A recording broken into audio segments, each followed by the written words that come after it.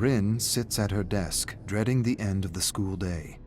Not because she enjoys junior high or because she respects her teachers, but because she despises being forced to learn kendo. But her father demands it. He demands that she practice the way of the sword. Not just practice, excel. She's a yamaoka. The yamaokas come from a proud legacy, a samurai legacy. He reminds her of this every day, and every day the kids tease and humiliate her, telling her she has no business in their class, telling her she should wield a broom, not a shinai. She ignores them and tries her best. Maybe if she excels with a katana, her father will feel better. He hasn't been himself as of late, frustrated, irritable, reactive. She can't do anything right, nor can her mother. He has become very quiet and talks and argues with himself. She doesn't understand what's happening to him, but she knows he is suffering, and the last thing she wants is to add to his pain. Family is everything, and maybe one day she'll be okay with wielding a katana. Maybe she'll even enjoy it. Rin's bones feel brittle and ready to collapse under the weight of the armor. She holds her bamboo shinai up to her opponent. I want this to be over. Can't this just be over? Her opponent insults her. He tells her there's a shattered window in the changing room she ought to clean before someone cuts themselves, Janitor Yamaoka. He laughs. He makes another janitor joke at her expense. A sudden heat rushes up her face. She wants to shove the shinai down his throat. See how he laughs with wood and splinters piercing through his stomach. Splinters piercing through his throat. Where did those thoughts come from? It's not like her to think such thoughts. She angles her shinai and feels something strange inside. She's never felt anything like it before, like a waking dragon in her heart. She stares at her grinning opponent. Faster than thought, she lunges and strikes his head. Everyone laughs at him. His head slumps in mingled defeat and humiliation. A boy stares at her with wide, disbelieving eyes. He blinks. You might be a yamaoka after all. She hates to admit it, but it feels good to win. No, not to win. To defeat a foe. To defeat another human being.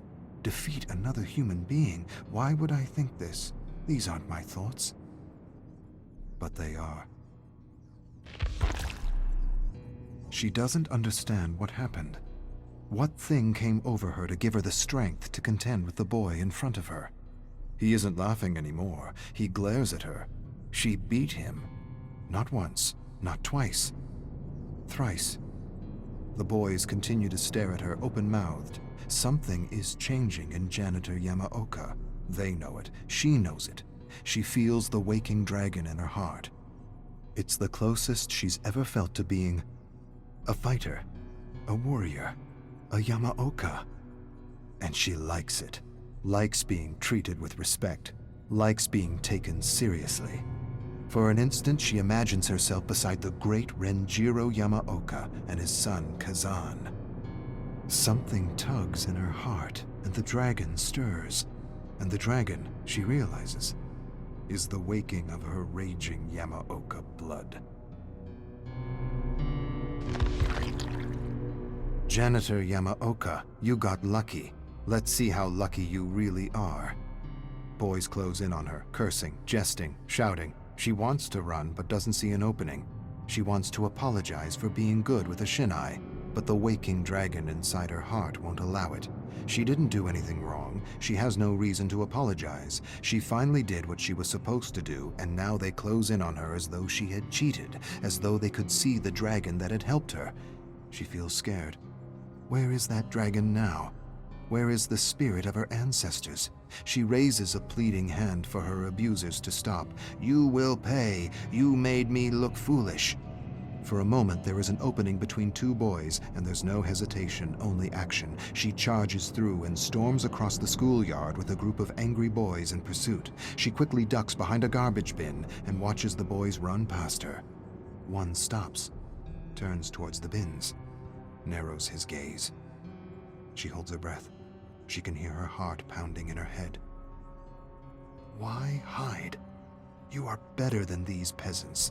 Stand and show them who you are. but she does not reveal herself.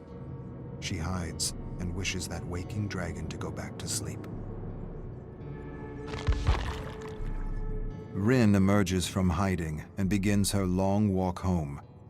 The dragon in her heart admonishes her for hiding, tells her she is more than her tormentors and should never cower before bullies and abusers. She's not sure what she should have done or what she should think. Maybe she should have faced them. Maybe she should have confronted them. Maybe she should have beaten them down and torn them limb from limb. Limb from limb? What am I thinking? Where did that come from? Limb from limb. What dark thoughts are these? Before she can answer her own question, she hears a voice. She hears her tormentors jeering and spewing insults at her. She doesn't turn around. She doesn't run. She doesn't run because she knows what's coming, and she doesn't care. The dragon within tells her everything's going to be okay. The boys throw garbage at her, call her Janitor Yamaoka, Janitor Yamaoka, Janitor Yamaoka. She knows what's next.